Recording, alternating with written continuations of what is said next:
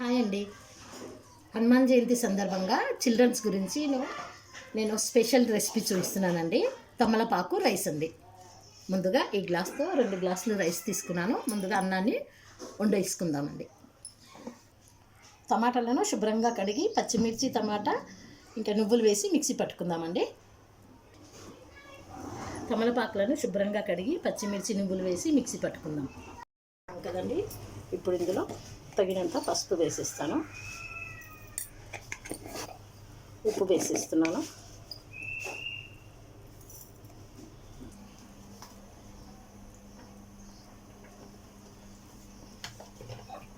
నూనె వేసుకొని తాలింపు గింజలను వేసుకున్నామండి.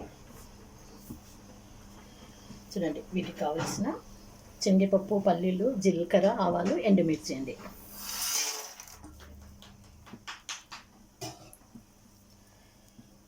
కరివేపాకండి. ఒకసారి కలుపుకుందాం వీటిని.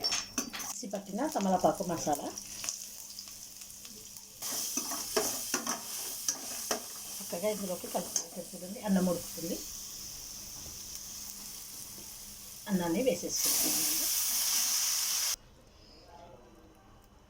అన్నం సిద్ధంగా అయిపోయింది కదండి. ఇప్పుడు దీంట్లోకి వెళ్ళి కొత్తిమీర వేసుకుందాము. ఎవరికైతే జలుబు దగ్గు ఉంటుందో ఈ రైస్ చేసి పెట్టండి.